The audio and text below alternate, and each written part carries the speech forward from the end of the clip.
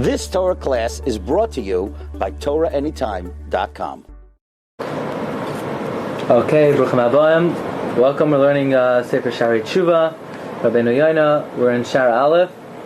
We're by the 13th principle of Teshuvah, the 13th ingredient of Teshuvah, which Rabbi Yoina has a novel principle. One may have thought that this would be important, but not that this is actually a separate category and a separate ingredient of Teshuvah. It says Rabbi Yoina in Oislam Ches Liois Ha'averois Ha'akalois Chamurois Be'enav Li'arba Panim, that you should treat small averos like very severe ones. So even if a person violates a small avera, part of doing Teshuvah is to consider the avera as very grave, even if it's only a small thing. And for that, there are four reasons. There are four reasons why one should consider a small avera as a severe one. Number one, ki ein lahabit lekatnos ha'avera aval yabit legdulas misha hizar aleha. Don't view it, you're viewing it wrong. You're viewing it based on the worth of the avera by itself. Don't look at the avera by itself. Look at the one who told you not to do the avera, and that's Ribbon Shalom. Yeah, maybe you'll say, well, it's only a mitzvah. One time I forgot to do a mitzvah. Don't look at the mitzvah. Who told you to do the mitzvah? It's Ribbon Shalom. So if you view it from the perspective of Ribbon Shalom, if you view it that you violated what God commanded you, there's no such thing as a small thing. Ribbon Shalom asked you to do something. So in that sense, one should consider even a small avera as very grave. Number two, another reason why you should consider a small avera very grave, the Yetzer Hara reigns on small averos. He puts extra attention to try to get a person to stumble by small averos. Why? Because the Yetzer Hara knows, if I get you to do a small avera, I could get you to do it again, and then I could get you to do it again, and the combination of repetition of that avera will make it a severe avera. What difference does it make if it's killing someone, or what does it make if it's sinas chinam 100 times, or 10 times? The repetition of the avera magnifies and amplifies the avera. What difference does it make if you kill someone, or you insult someone many times? Because the repetition of an avera causes that avera to be considered very severe. He says, "Umashlu al zeh." He says, if you add up the combined tally of all the small averos, it actually adds up to something very grave. Umashlu al zeh. The mashal is michut shel meshi, a strand of silk. So you say, oh, it's not such a big avera, it's just a string. Yeah, but if you double the string, you triple it, and you quadruple it, and now you have 10 silk strings, you're not going to be able to break it. Because if it's reinforced and reinforced and reinforced, it's very strong. Even though the mesh is nirpeh v'chalash, very weak, when you double it and you triple it, it becomes very, very thick. Number three, if you do an avera, a small avera, and you repeat it,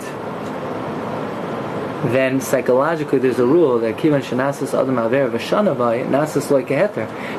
If a person does an avera and they repeat it, then in their mind it becomes something that you're allowed to do. And at that point, if psychologically a person thinks, big deal, it's not such a big deal, I'm allowed to do it, for that avera you become a mumar, and you become an apikaris. And even though at first it seemed like something very small, but if you reach the point where you've repeated avera enough times where in your mind you don't consider it a big deal, says Rabbi Yoina, if in your mind it becomes permitted, the yifrek ula me'olav, and even if in one small area you throw off the yoke, and you don't guard yourself, you have now entered a very special category of people. You're not bikaris. But what do you mean? I keep Shabbos and I learn every day and I down with Kavanah and I put it. Yeah, but for this area, you're a mumar. A mumar?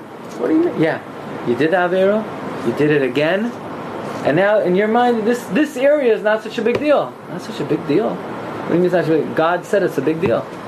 So if a person should in their mind consider a small Avera very grave, why? Because be careful, you violate it, and then you could do it again, and very shortly, You're entering a new category of person. It's another reason why even a small avera, you should treat it very severe. Don't rest. Don't say, oh, it's not a big deal. It's a big deal. It's a big deal. Person, oh, I forgot. I didn't say Kriya Shema Bezmanai. Not such a big deal. I could just do tshuva. It's a very big deal. In your mind, you should treat it like a grave thing. Do tshuva right away. Because what's going to happen is, in a few weeks, Yitzhahara, you say, oh, you're very tired. Anyway, it's something you did before. It's going to make you repeat it. Treat every small thing as a big deal.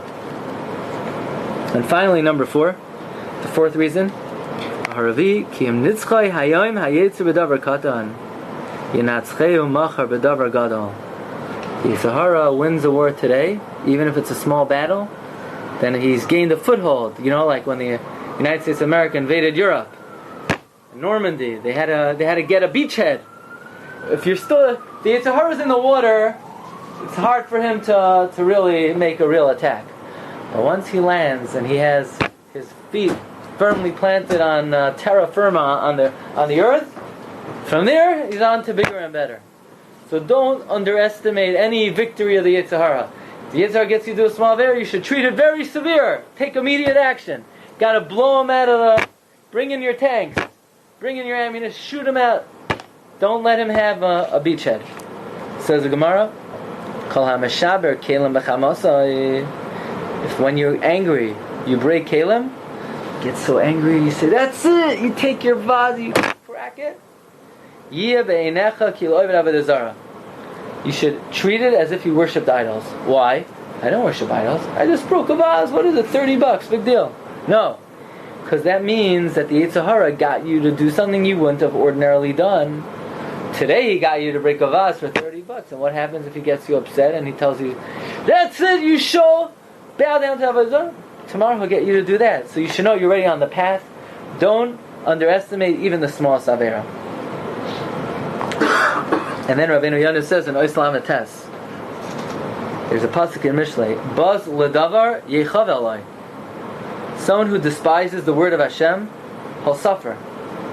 V'yirei mitzvah, but someone who's afraid and therefore he's careful to do every mitzvah, hu yishulam, he will get complete reward. Says Rabbi Yonah, this refers to someone who looks down upon small averos, because ultimately it will bring to much more tragic consequences. But someone who's careful and is afraid and is punctilious even in the smallest mitzvah, oz yishulam, hu yishulam, he is the one who deserves the full reward. Like Chazal say, havizoher the mitzvah kala kivechamura. Be careful in a small mitzvah like a stringent one. Like Chazal tell us the rule, mitzvah goyreras mitzvah, and that is the 13th ingredient of Teshuvah. And what is that? We're going to keep it on because I want to tell you one more ingredient today.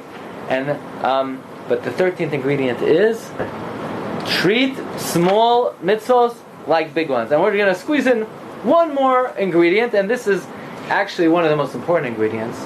But in Rabbi Yonah, it's the shortest one.